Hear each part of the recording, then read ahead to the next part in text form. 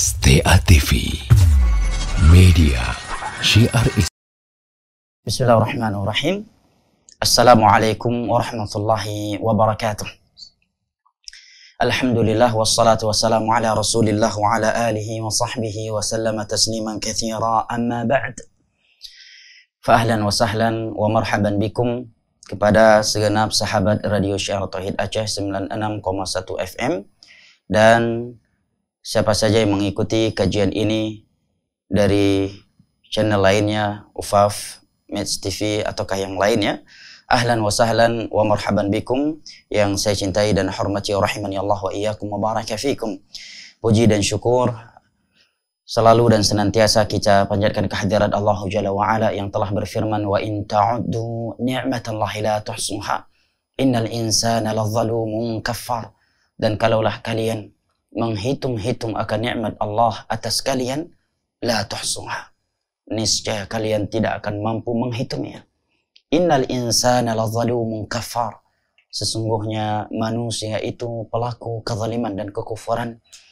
Salawat dan salam tentunya selalu kita sanjung sajikan kepada Nabi besar kita, keluarga dan segenap sahabat-sahabatnya serta yang mengikuti mereka dengan kebaikan hingga hari kiamat, yang telah bersabda, "Ma yuridillahu bihi khairan yufaqihu fid din." Barang siapa yang Allah inginkan kebaikan baginya, maka Allah akan fahamkan ia tentang agamanya. Alhamdulillah, pada kesempatan hari yang berbahagia ini kita kembali dipertemu dan dikumpulkan oleh Allah Jalla wa Ala di ruang dengar kita yang semoga Allah Jalla wa Ala berkahi ini, Radio Syiar Tauhid Aceh 96,1 FM, untuk kembali melanjutkan kajian akidah kita yang kita bahas di setiap hari Kamis.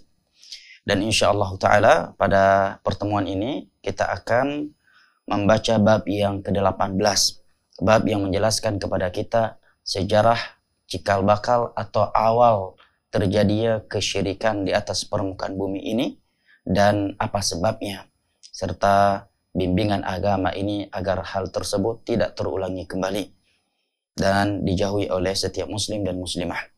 Kata penulis, babu ma jaa anna sababa kufri bani Adam wa tarkihim dinahum huwal ghuluw fi salihin. Bab tentang sebab kufurnya anak Adam dan mereka meninggalkan agama mereka, sebabnya adalah al-ghuluw fi salihin, sikap yang melampaui batas dalam memuji, menyanjungi dan memuliakan orang-orang saleh. Wa qaulillahi ta'ala, Allah Jalla wa Ala berfirman, ya ahlal kitab la taghlu fi dinikum wa la taqulu 'ala Allahi illa al-haqq. Innamal masihu Isa ibn Maryam rasulullah wa kalimatuhu alqaha ila Maryam wa ruhun min.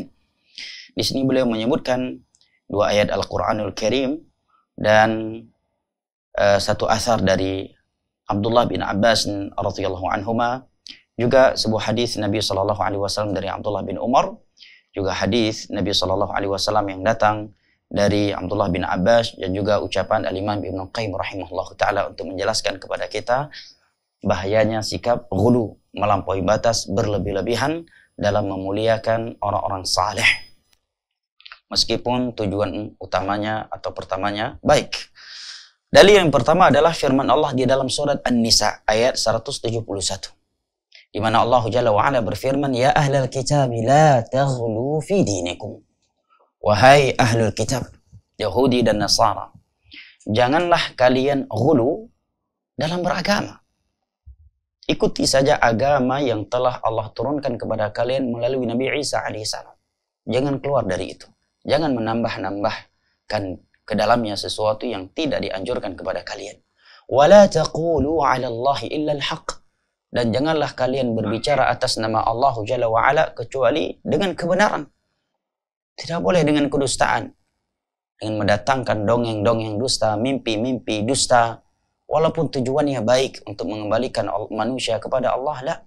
Karena dusta itu sendiri adalah sebuah dosa besar, dan bertambah besar dosa dusta itu apabila mengatasnamakan Allah Jalla wa Ala kemudian Rasulnya. Innamal masihu Isa ibn Maryam rasulullah wa kalimatuhu alqaha ila Maryam wa ruhun min.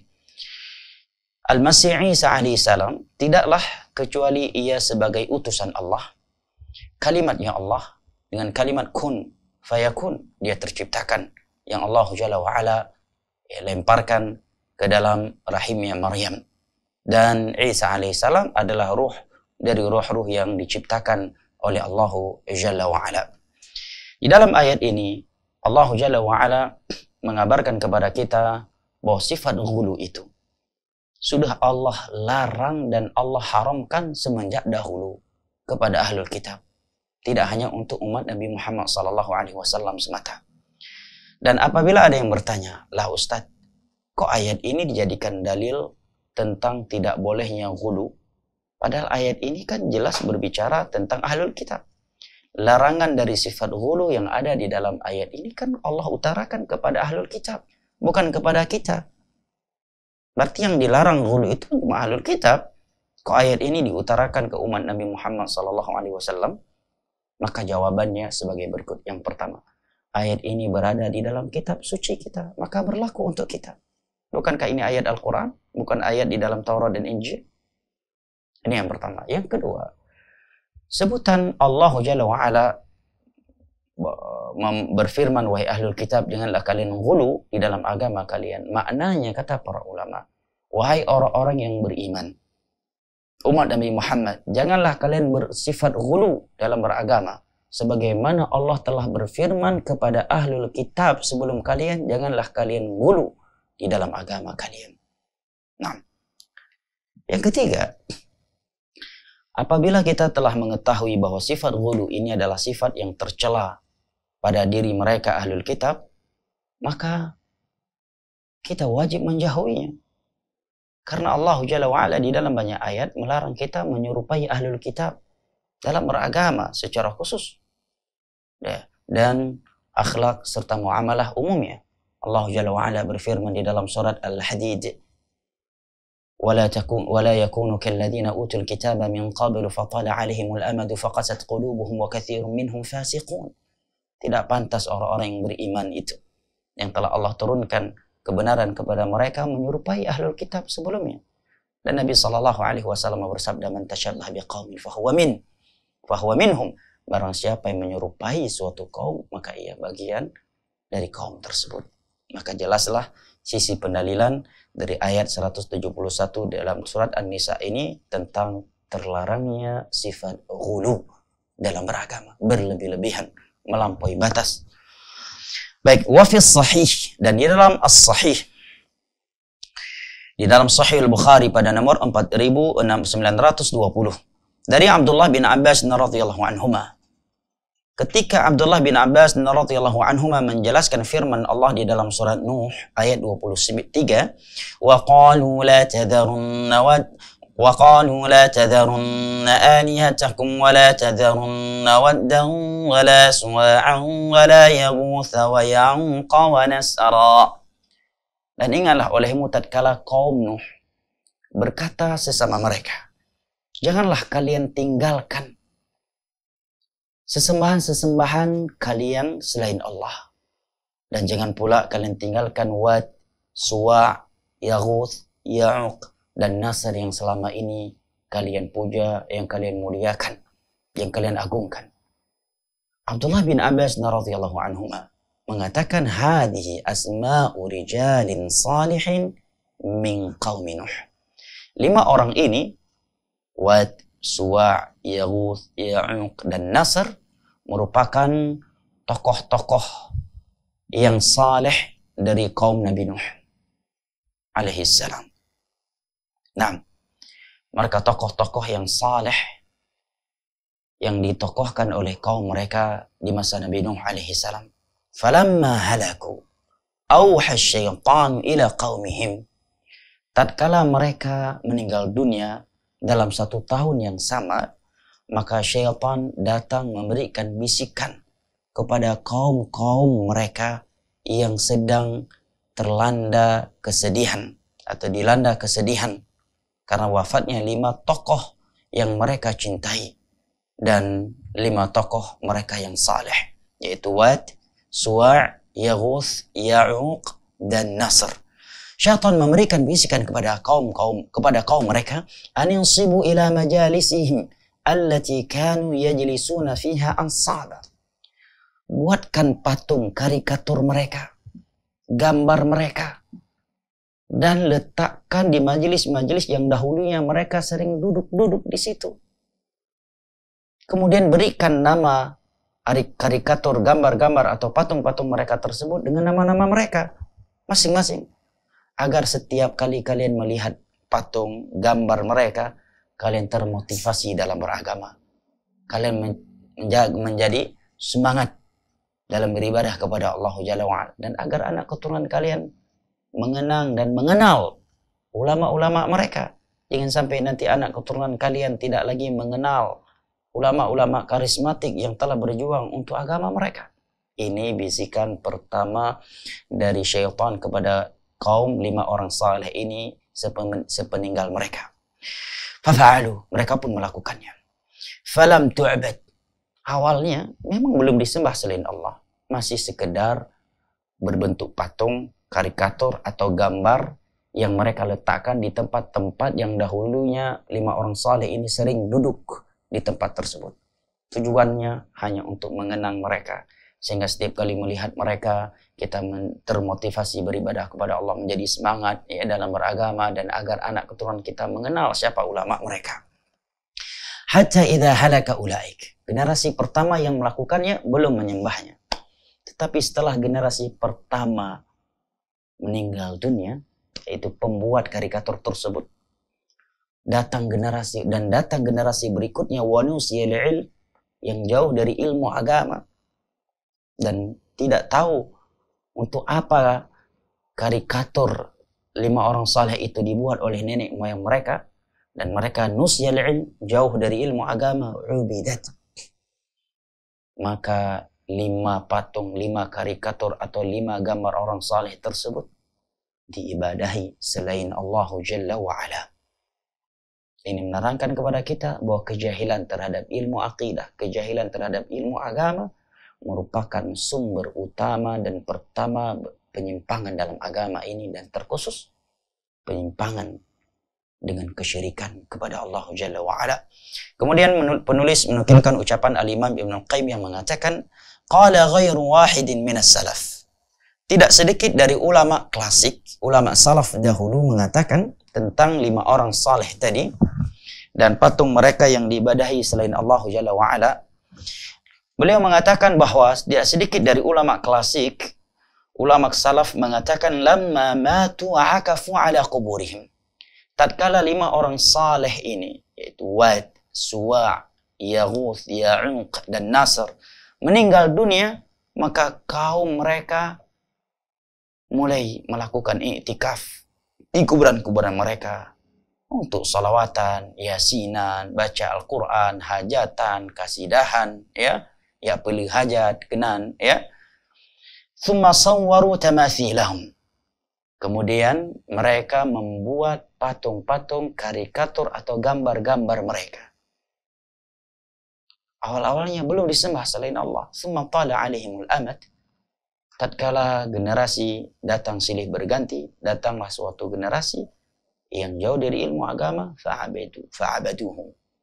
Mereka pun menyembah patung, 5 patung orang saleh tersebut. Ucapan Al-Imam Ibn Qayyim ini dapat dilihat di dalam kitab beliau Ighatsatul Lahfan, halaman 184. Kemudian penulis mengatakan, wa an Umar radhiyallahu anhu anna Rasulullah sallallahu alaihi wasallam qala la tuturuni kama ataratin nasara ibn Maryam innama ana 'abd faqulu 'abdullahi wa rasuluh. Dari Umar radhiyallahu anhu bahwa Rasulullah sallallahu alaihi wasallam bersabda, janganlah kalian memuliakan, menganjungi atau mengagungkan aku dengan cara yang berlebihan, yang melampaui batas di atas kedudukan yang Allah Jalla wa'ala berikan kepadaku. Sebagaimana itu sifatnya orang-orang Nasar yang bersikap melampaui batas, ghulu, dalam memuliakan Isa bin Maryam. Innama ana abdun. Tidaklah aku ini kecuali seorang hamba dari hamba-hamba Allah Jalla wa'ala.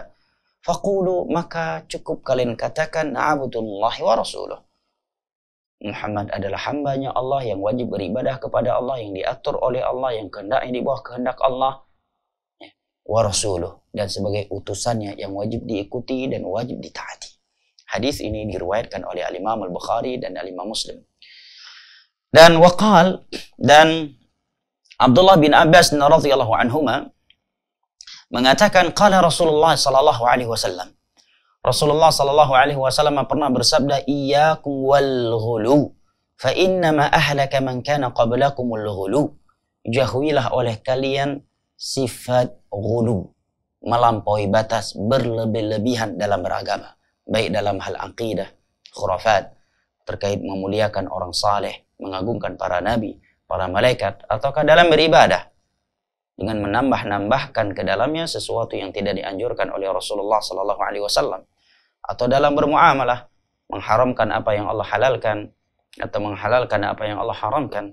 Nah, menyempitkan sesuatu yang luas dalam agama ini, buat aturan-aturan kalau orang yang menjalankan ibadah ini nggak boleh makan daging-daging dulu, nggak boleh makan ini dulu, harus ya nasi putih harus kuah-kuah bening dulu dan sebagainya.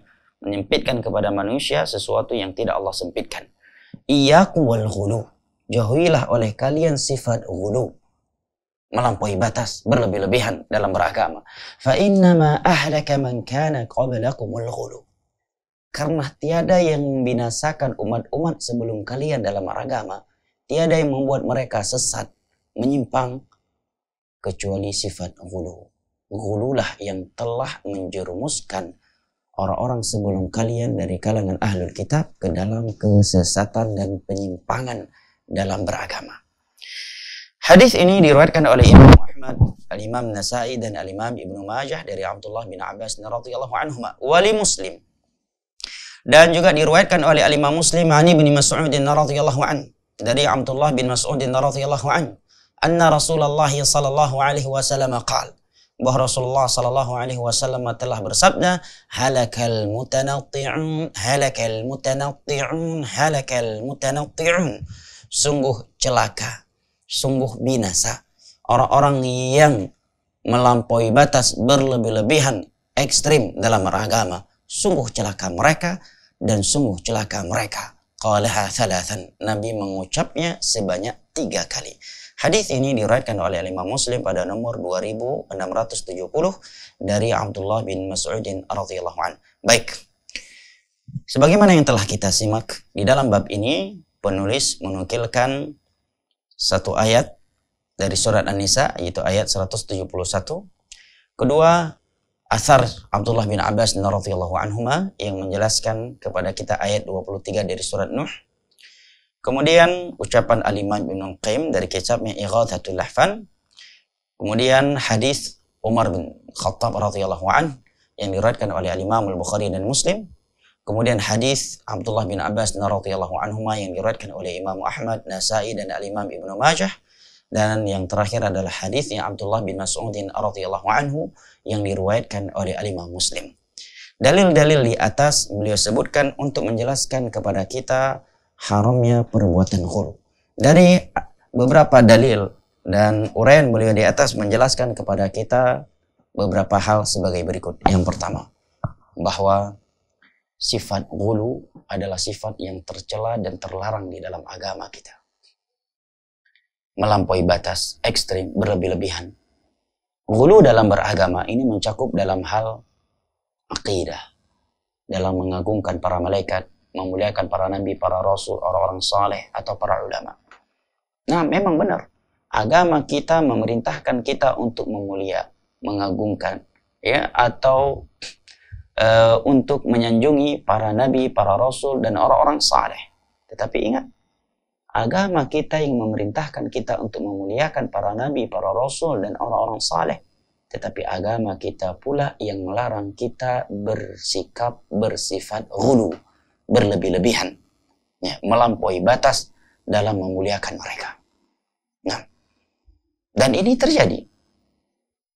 Apa buktinya? Banyak. Di antaranya adalah apa yang disebutkan oleh Abdullah bin Abbas radhiyallahu anhu di atas tadi, di mana sebab terjadinya kesyirikan di atas permukaan bumi ini yang pertama kali, dan karenanya Nuh alaihi salam diutus oleh Allah ke permukaan bumi ini untuk memperingatkan manusia dari bahayanya kesyirikan adalah sifat ghulu, sifat berlebih-lebihan melampaui batas dalam memuliakan orang-orang saleh.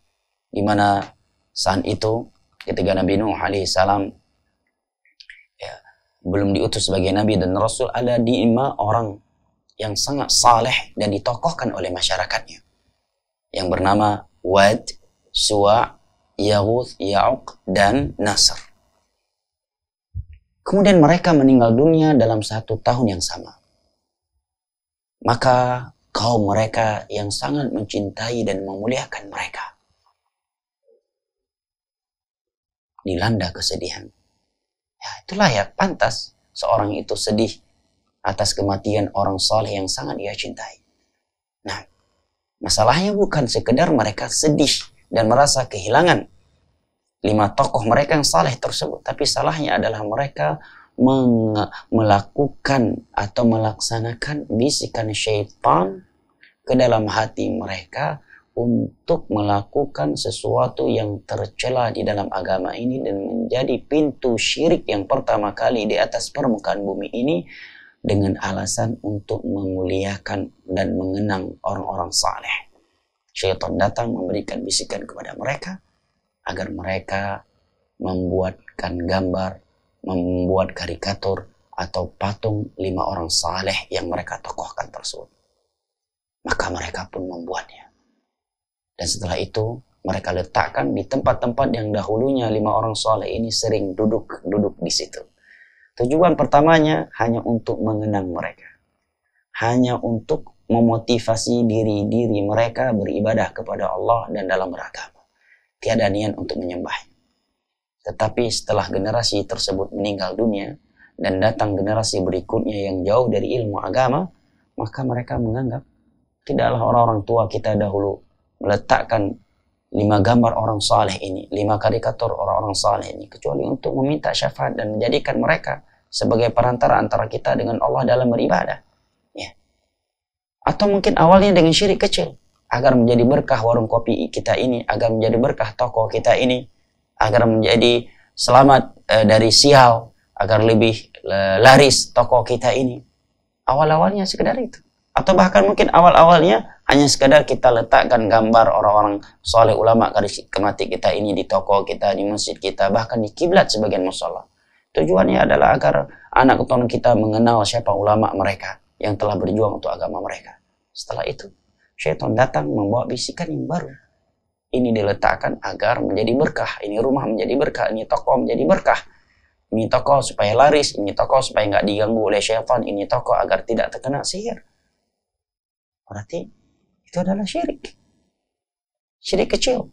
Ja'alu syai' sababan wa laysa sababan minasyirkil asghar. Sudah kita terangkan kaidah ini berulang kali di bab-bab sebelumnya. Menjadikan sesuatu sebagai sebab kebaikan atau kejelekan dan Allah tidak menjadikannya sebagai sebab secara syar'i dan secara takdir, maka itu adalah syirik kecil. Nah, dari mana Anda tahu bahwa dengan meletakkan patung, foto atau karikatur ulama-ulama karismatik dalam suatu tempat ibadah kita akan lebih khusyuk, agar lebih cepat diterima oleh Allah, atau tokoh kita akan lebih laris, akan lebih berkah, akan terhindar dari sihir dan dari kedengkian orang-orang yang dengki? Dari mana Anda mendapatkannya? Syar'i tidak menunjukkan itu. Ayat dan hadis tidak menganjurkan itu. Para sahabat bisa membuat patung. Bahkan sebelumnya mereka adalah orang-orang yang menyembah patung sebelum masuk Islam, menunjukkan mereka bisa membuatnya. Seandainya mereka mau membuat karikatur Nabi, maka mereka mampu melakukannya. Bisa mereka letakkan di rumah-rumah mereka, di warung-warung mereka, baik itu berbentuk patung atau berbentuk gambar yang tidak berdimensi. Mereka mampu melakukannya. Nah, dan tujuan itu tentunya ada pada mereka. Tapi mereka tidak melakukannya. Secara syar'i tidak ada dalil, secara takdir juga tidak. Betapa banyak tempat yang diletakkan di dalamnya patung atau gambar orang-orang saleh, ulama karismatik, tetap aja ya dimasuki maling. Tetap aja dia untung rugi jualannya, bahkan ada yang tetap juga terbakar, terkena tsunami. Menunjukkan secara takdir dan syar'i itu bukanlah sebab mendapatkan kebaikan atau selamat dari kejelekan. Maka itu adalah syirik kecil. Dan menjadi syirik besar tatkala patung-patung atau gambar-gambar atau karikatur-karikatur ulama-ulama karismatik, orang-orang saleh itu dijadikan sebagai perantara antara dia dan Allah dalam beribadah. Permintaan-permintaannya kepada Allah dia sampaikan kepada mereka yang dia anggap ada kehadiran ruh mereka di situ, dan agar mereka menyampaikannya kepada Allah. Maka dengan itu dia telah jatuh ke dalam syirik besar, dengan menjadikan makhluk sebagai perantara antara dia dan Allah di dalam beribadah.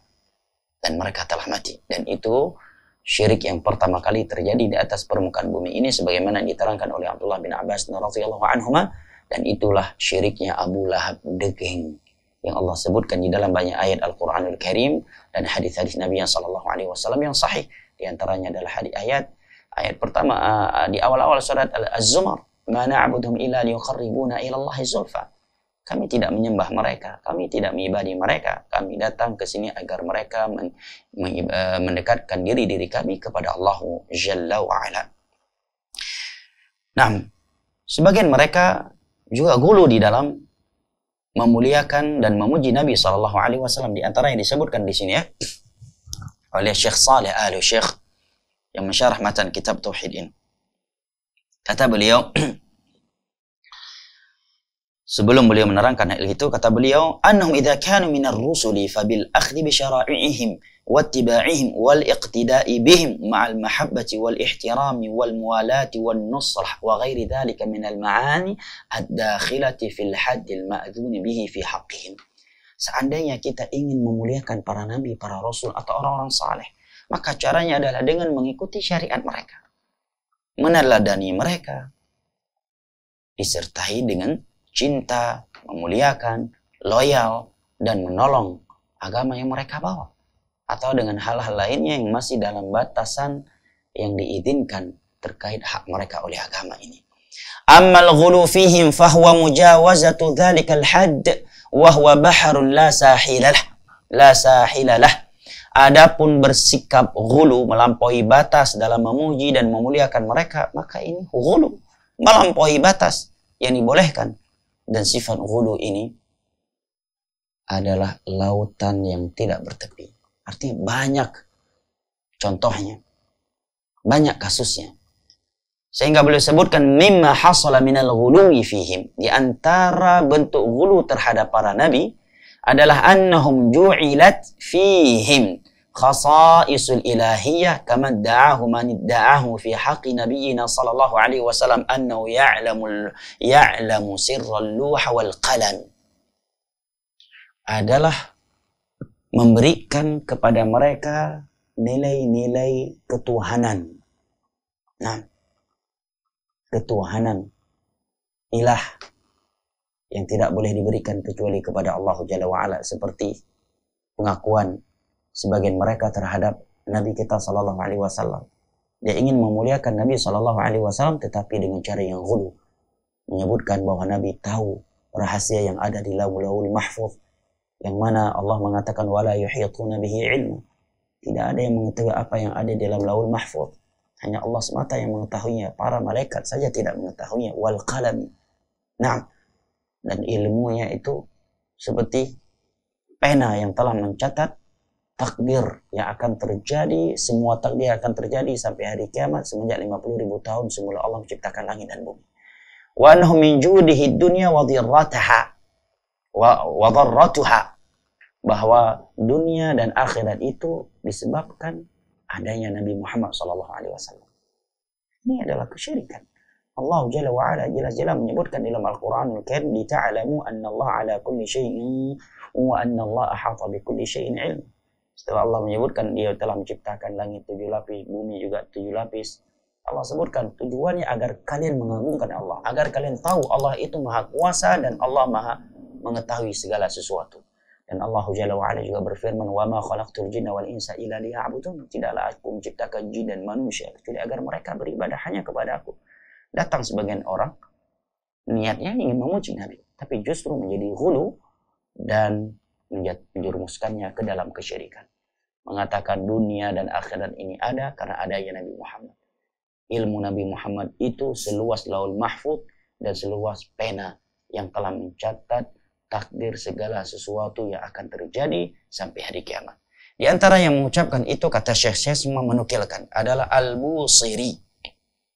Al-Busiri di dalam qasidahnya yang masyhur, dan ia berikan nama Al-Burdah. Nah, Al-Burdah Al-Madih wal-Hamaziyah, ya, meninggal pada tahun 696 Hijriah. Dia mengatakan, fa inna min judika ad-dunya wa dharratiha wa min ulumika ilmal luhi wal qalami. Sesungguhnya di antara kedermawananmu, ya, kemuliaanmu adalah adanya dunia dan akhirat. Dan termasuk dari sebagian ilmumu adalah apa yang ada di dalam Lauhul Mahfuz. Subhanallah. Mengalahkan ilmu Allah.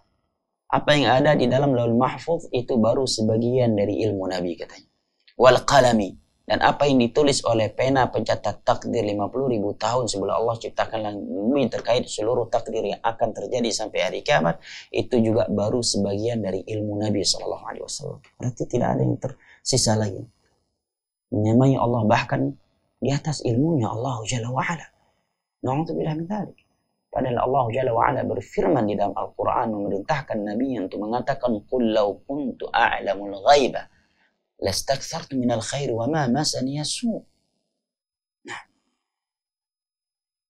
katakan kepada umatmu, seandainya aku tahu perkara gaib, maka aku akan memperbanyak kebaikan dan tidak akan tersentuh dengan kejelekan. Tapi buktinya di dalam perang Uhud, topi perang Nabi kita dipecahkan, gigi taring beliau patah, baju perang beliau dihancurkan. Nah, beliau terluka di bagian pipinya. Nah, beliau juga sakit. Subhanallah. Tidaklah aku kecuali manusia biasa. Nah, nasallallahu salam wal afiyah. Juga sebagian mereka memuji Nabi SAW dengan pujian yang hulu, dengan syair yang berbunyi, lau nasabat qadrahu ayatuhu wa'idhama ahya ismuhu hina yud'a darisal ramami. Seandainya ayat-ayat Al-Quran itu cukup sebagai pemuliaan untuk Nabi kita, maka tentunya hanya dengan menyebut namanya, mayat-mayat yang telah menjadi tulang belulang bisa hidup kembali. Tapi hari ini enggak. Kenapa? Berarti ayat Al-Quran itu belum cukup sebagai pemuliaan untuk Nabi SAW. Menurut orang yang mengucapkan syair ini.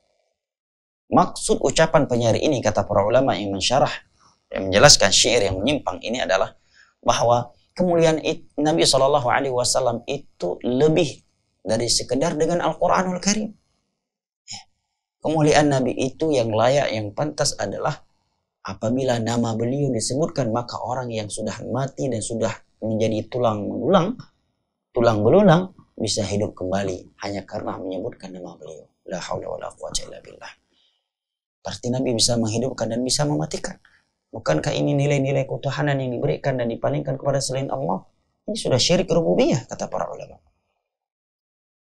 Tapi bait-bait syair yang seperti ini, mereka yudandinuna biha. Mereka sebutkan berulang kali dalam acara-acara maulid dan kasidah-kasidah sebagian mereka, tanpa menyadari atau pura-pura tidak sadar, mengandung kesyirikan dalam uluhiyah dan kesyirikan dalam rububiyah. Nas'alullah as-salama wal afiyah. Ikhwan al-kiram wa akhwati al-karimat rahimani Allah wa iyyakum wa baraka fikum. Di antara pelajaran yang dapat kita petik dari penjelasan dan uraian beliau di atas, bahwasanya kejahilan, kebodohan dan jauh dari agama adalah sebab utama dan pertama menyimpangnya seorang hamba.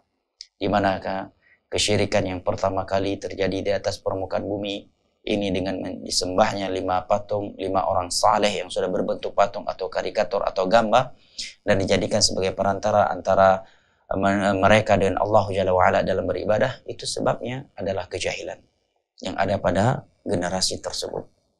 Maka seorang muslim dan muslimah yang ingin selamat dari berbagai penyimpangan yang dapat menjerumuskannya ke dalam neraka Allah, seyogyanya dia dekat dengan agama Allah, seyogyanya dia mempelajari ilmu agama yang bersumber dari Al-Quran dan As-Sunnah ala fahmi salafil ummah. Karena Nabi SAW bersabda, "Man yuridillahu bihi khairan yufaqihu fid din." Barang siapa yang Allah inginkan kebaikan baginya, maka Allah akan fahamkan ia tentang agamanya. Hadis riwayat Al-Imam Al-Bukhari dari Abdullah Muawiyah ibn Abi Sufyan radhiyallahu anhu. Al-Imam Ibn Al-Qayyim rahimahullahu ta'ala mengatakan, "Ma min khairin fid dunya illa min atharil ilm, wa ma min syarri fid dunya illa min atharil jahl." Tiada suatu kebaikan di dunia ini kecuali sebabnya adalah ilmu agama. Dan tiada suatu kejelekan yang terjadi di dunia ini kecuali sebabnya adalah kebodohan. Dan ilmu agama akan menuntun kita ke surga Allah dengan menjauhkan dari kita dari kesyirikan, dari khurafat dan berbagai penyimpangan lainnya. Di dalam hadis yang diriwayatkan oleh Imam Muslim dari Abu Hurairah radhiyallahu anhu, Rasulullah sallallahu alaihi wasallam bersabda, "Wa man salaka tariqan yaltamisu fihi ilman sahhalallahu lahu bihi tariqan ila al-jannah." Dan barang siapa yang menempuh sebuah perjalanan dalam rangka menuntut ilmu agama. Perjalanan di sini mencakup perjalanan yang hissi dan ma'nawi. Hissi adalah mengangkat langkah ke majelis-majelis ilmu agama. Yang ma'nawi adalah dengan membaca, menonton kajian-kajian ilmu, mendengarkan kajian-kajian ilmu atau bertanya kepada para ulama. Maka Allah akan mudahkan baginya jalan menuju surga. Dan menuntut ilmu itu adalah kewajiban atas setiap individu muslim. Jangan dikira menuntut ilmu itu wajib hanya untuk ustadz, ustadzah, dan santri-santri atau santriwati yang ada di pesantren. La. Nabi kita sallallahu alaihi wasallam bersabda, "Talabul ilmi fardhatun ala kulli muslim." Menuntut ilmu agama itu adalah sebuah kewajiban atas setiap individu muslim. Hadis riwayat Al-Imam Tirmidzi dan selainnya dari Abu Hurairah dan selain beliau dari para sahabat Nabi sallallahu alaihi wasallam radhiyallahu anhum. Kemudian ikhwanil kiram wa akhwati al-karimat rahimani Allah wa iyyakum wa baraka fikum, dari uraian di atas kita juga mengetahui bahwa di antara bentuk ghulu dan itu merupakan kesyirikan terkait orang-orang saleh, walaupun alasan yang untuk memuliakan mereka adalah dengan melakukan i'tikaf di sisi kuburan-kuburan mereka. Sebagian orang untuk suluk, untuk tawajuh, mereka melakukan i'tikaf di kuburan-kuburan. Bahkan lebih parah dari itu, sebagian mereka menari-nari, berdansa-dansa, dansa hasanah, menari hasanah, nyanyi hasanah. Bakubu para wali. Bahkan lebih parah lah uragam pakai lukung. Kahana mupa. Urinang dayu pakai lukung hati. Terus baru agam ya hanji pakai lukung, kagak pakai lukung. Duduk bakuburan. Baka uragam pakai cadar. Nah, inang hanagi pakai cadar. Terus bagai kagak pakai cadar. Peploh horo, peploh malam. Duduk bakubu. Puasa mutih. Nah, pertanyaannya, apakah harus bakubu tengku mutuah mihana unsur akidah ini? Apakah harus bakubu? Bahkan hani masjid mata. Apakah para sahabat Nabi SAW pernah beriktikaf di kuburannya Nabi SAW, kuburannya Abu Bakar dan Umar radhiyallahu anhuma yang ada di sisi mereka? Adakah riwayat yang menyebutkan mereka pernah iktikaf di pemakaman Baqi'? Ya, pernahkah disebutkan mereka iktikaf di kuburan syuhada Uhud? Mereka iktikaf di kuburan Sayyidah Khadijah? Pernahkah disebutkan bahwa para sahabat Nabi, para tabi'in, tabi'in, 4 imam mazhab dan ulama-ulama Islam setelah itu seperti Imam Al-Bukhari, yasinan di kuburan Nabi, di Baqi', di kuburan syuhada Uhud, yasinan, salawatan, pahja umroh, pleh dikainan, momo dan iktikaf, pleh yatim, dua gerasapoinan. Nah, lagi ada yang seperti itu? Gak ada. Karena mereka tahu itu dilarang dalam agama ini, itu pintu kesyirikan. Nah, ibadah-ibadah yang dilakukan di sisi kuburan-kuburan para wali itu terbagi menjadi beberapa bagiannya. Yang pertama, apabila, mudah-mudahan ini tidak ada, mereka beribadah di situ dengan niat menitipkan ibadah mereka kepada para wali tersebut agar mereka yang menyampaikannya kepada Allah dengan bahasa lain menjadikan mereka sebagai perantara antara dirinya dan Allah dalam beribadah, maka ini adalah syirik besar, syirik syafa'ah, syirik wasilah. Nah, yang telah kita terangkan tadi di awal kajian dan bab-bab sebelumnya. Yang kedua, apabila dia tidak menitipkan ibadahnya, tidak menjadikannya sebagai perantara antara dia dan Allah dalam beribadah, tetapi dia menjadikannya sebagai sebab berkahnya ibadah tersebut lebih cepat dikabulkan oleh Allah, permintaannya lebih cepat diterima oleh Allah, maka ini menjadi syirik kecil. Dan sekecil-kecilnya syirik itu dia di atas seluruh dosa maksiat, nggak akan diampuni oleh Allah apabila seorang mati belum bertobat darinya. Allah Jalla wa Ala berfirman, "Inna Allah la yaghfiru an yushraka bih wa yaghfiru ma duna dzalika liman yasha." Allah tidak akan mengampuni dosa kesyirikan. Tetapi Allah akan mengampuni dosa-dosa yang di bawah syirik bagi siapa saja yang Allah kehendaki apabila dia mati dan belum bertaubat. Nah, maka bisa menjadi syirik besar apabila dia menjadikannya sebagai perantara antara dia dan Allah, dan menjadi syirik kecil apabila dia menganggapnya sebagai sebab Allah berkahi ibadahnya itu, doanya menjadi lebih cepat dikabulkan dan sebagainya. Lebih berkah, lebih banyak pahalanya. Nasallallahu salamul afiyah. Nah, kalau dua niat itu tidak ada, paling minimnya dia jatuh ke dalam bid'ah, walaupun itu sangat mustahil. Seringnya kalau bukan syirik besar, maka syirik kecil. Kan nggak mungkin dia mengkhususkan ibadah suatu tempat, apalagi itu kuburan para wali, kecuali karena ada unsur akidah terkait wali itu. Kalau nggak mungkin. Dia rela ke situ sampai mau masuk ke hutan digigit nyamuk, mau dan bersabar dia di situ berjam-jam. Sedangkan ke masjid yang ber-AC saja dia malas-malasan datang untuk sholat. Menunjukkan ada unsur akidah. Nah, barakallahu fiik. Pelajaran yang lain yang dapat kita petik dari uraian di atas, bahwa agama kita ini meskipun memerintahkan kita untuk memuliakan para nabi dan para rasul serta orang-orang saleh, tetapi agama kita juga melarang kita bersikap ekstrim, melampaui batas dan berlebih-lebihan di dalam memuliakan mereka dengan memberikan kepada mereka nilai-nilai rububiyah, nilai-nilai uluhiyah, ketuhanan, atau mengangkat mereka di atas kedudukan yang Allah Jalla wa Ala berikan. Seperti pujian-pujian tadi ya, atau seperti sebagian orang mengatakannya lebuyan beta kata dak keungian. Iro ku barona banaku ruh ku macut, take pro boleh juga. Ya. Kurap dengan minta keungian kurap abah teh. Tak keungema teh han kurap abah. Bagi orang kemai keun barangkap keuyah barangkap keun hanayeuy mengkurap abah. Menantu keung ke abuji ke abatiji dahna gedingan nyan ruh bagiannya nya mukurap abah di beda coba-coba ngian hana ni sumayang hanaya ni mukurap dunia akhirat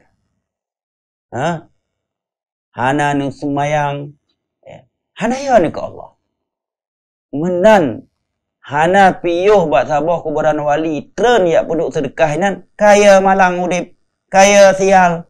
Subhanallah. Kepada siapa kita menghambakan diri kita? Gak sholat, gak takut sama Allah. Gak takut sial hidupnya karena gak sholat, karena berjudi, karena hisap ganja, karena nyabu, karena makan uang haram, karena zalim kepada istri, kepada anak-anaknya. Tetapi begitu dia melewati kuburan para syuhada, para aulia, wallahu alam benar tidaknya, dia langsung khawatir sial. Langsung khawatir gak berkah hidupnya kalau tidak turun memberikan sedekah di tempat itu. Inang ngana sampai rui imata lah kepeng belanja bagian hana peng tapi gerkok napeng. Ya, menantu kuburan para wali yang hana getren dari motor ya beduk peng nan mati ya. Subhanallah. Dan indahnya hidup dengan tauhid. Orang yang tidak ada tauhid dan akidah yang lurus di dalam hatinya akan diperbudakkan oleh syaitan dengan berbagai kesyirikan dan khurafat. Bahkan sebagian orang ada yang mengatakan mimyurud balaud, kita sebutkan nan wali fulan, kita sebutkan nan abati fulan. La haula wala quwata illa billah. Bahkan ada juga yang mengatakan ibadah kita itu agar cepat sampai kepada Allah kita lakukan sambil mengingat-ingat wajah guru kita. Subhanallah, wajah Nabi saja nggak disuruh oleh Allah dan Rasulnya untuk kita ingat-ingat ketika kita beribadah kepada Allah. pesan Nabi ketika kita beribadah, Nabi katakan anta'budallaha ka'annaka tarahu fa in lam takun tarah fa innahu yarak. Beribadahlah engkau kepada Allah dengan kondisi hati seolah-olah engkau sedang melihat Allah. Itu pun Nabi katakan seolah-olah, karena Allah tidak akan pernah bisa dilihat di dunia ini. Innakum lan taraw rabbakum hatta tamutu. Kalian tidak akan melihat Rabb kalian sampai kalian mati. Di hari kiamat nanti baru kalian melihat. Fa in lam takun tarah. Seandainya engkau tidak mampu memiliki hati ketika beribadah seolah-olah sedang melihat Allah, maka paling tidak engkau yakin Allah sedang melihatmu. Tidak ada anjuran diri biar ibadah kalian cepat sampai kepada Allah. Hendaknya ketika sedang sholat, ketika sedang baca Al-Quran, sedang sedekah, sedang tahu, kalian membayang-bayangkan wajahku. Kalian bayang-bayangkan wajahnya Umar, wajahnya Abu Bakar. Ya, nggak ada. Murid-murid Imam Syafi'i yang sini juga nggak pernah berpesan kepada junior mereka, kalau kalian beribadah hendaknya sambil mengingat wajahnya Imam Syafi'i, supaya ibadah kalian berkah dan cepat diterima dan sampai kepada Allah Jalla wa'ala. Ini pembodohan. Nasallallahu salamun afiyah. Bahkan sebagian orang memperbudakkan manusia. Kalau orang jumpa dengan dia nggak cium tangannya, marah dia, tersinggung dia. Nah, bahkan kalau bisa tangannya dicium berbolak-balik, dicium dari ujung kaki sampai ujung rambut. Nasallallahu salamun afiyah. Seolah-olah surga itu ada di berbalik telapak tangannya, ada di bawah, di belakang lututnya. Nah, bahkan sebagian orang yang dinisbatkan kepada ilmu, ketika orang yang berjumpa dengan dia harus membungkuk. Para sahabat nggak pernah disebutkan berbentuk ruku dan sujud ketika menjumpai Nabi SAW, mendatangi Nabi, mendatangi Umar, mendatangi Abu Bakar. Nah, ikhwan al-kiram wa akhwati al-karimat rahimani Allah wa iyyakum wa baraka fikum. Kiranya ini yang dapat kita kaji pada kesempatan kali ini. Lebih dan kurangnya saya mohon maaf. Ada pertanyaan? Baik. Baik sahabat Syiar Tauhid Aceh.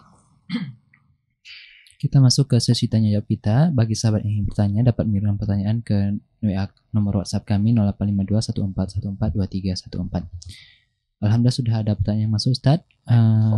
Dari Abu Abdurrahman dari Kutaraja. Pertanyaannya, jazakallah khairan Ustaz, apakah memajang tulisan ayat Al-Quran di tempat-tempat tertentu di rumah dengan tujuan tertentu seperti agar ingat dengan zikir atau ingat dengan Allah, ini diperbolehkan Ustaz? Mohon pencerahannya Ustaz. Baik, barakallahu fik. Hal ini telah ditanyakan kepada beberapa para ulama, di antaranya Syekh bin Baz rahimahullahu ta'ala.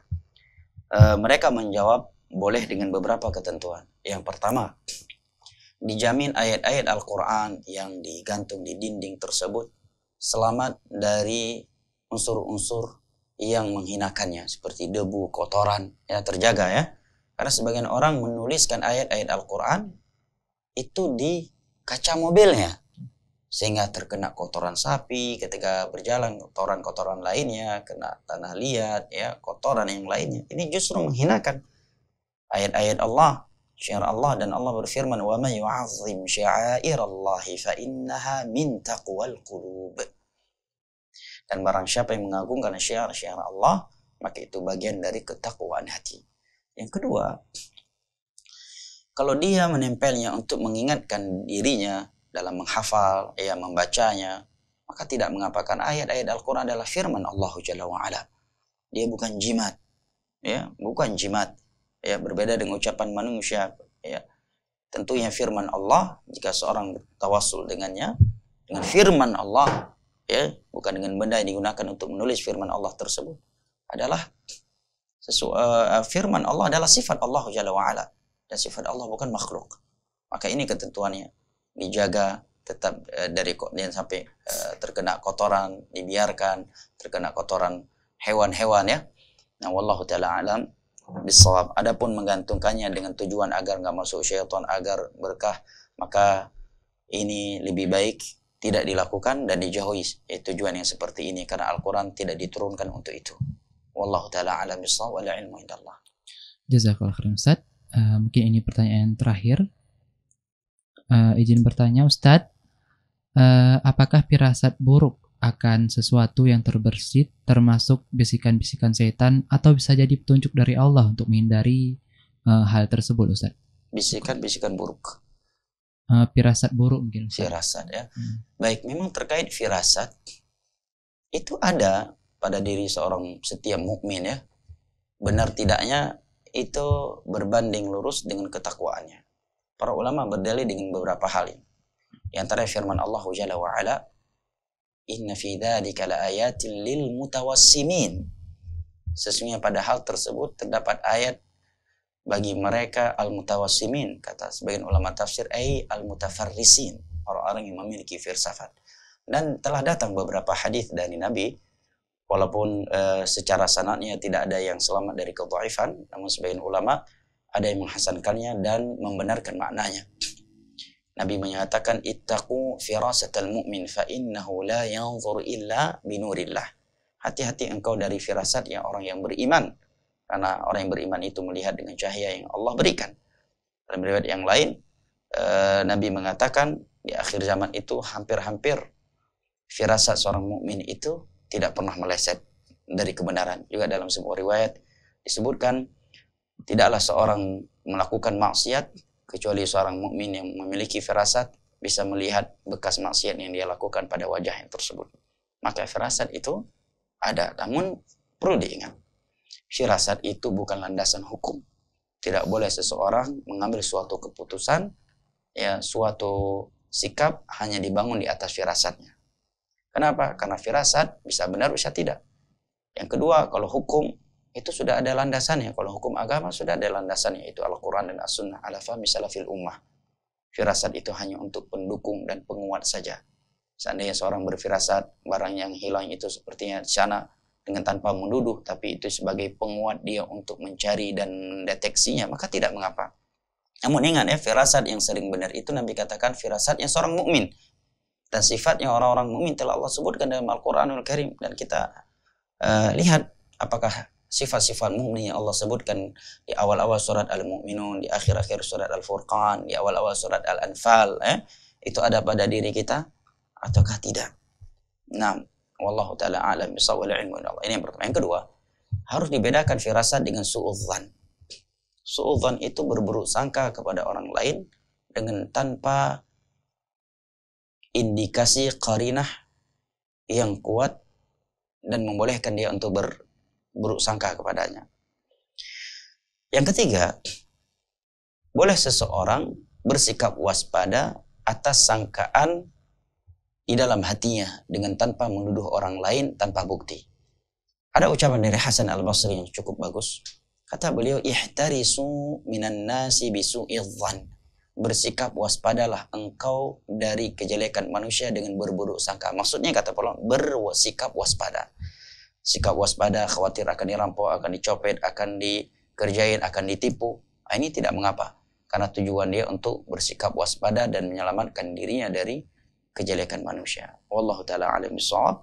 Kiranya ini yang dapat kita kaji pada kesempatan ini, mudah-mudahan bermanfaat, dan kita memohon kepada Allah Jalla wa Ala sebagaimana Ia telah mempertemu dan mengumpulkan kita di ruang dengar kita ini, Radio Syaratul Aceh 96,1 FM, di channel media Sunnah TV Aceh, UFAF ataukah yang lainnya, agar kembali mempertemu dan mengumpulkan kita di dalam syurganya pada hari kiamat kelak. Amin ya rabbal alamin.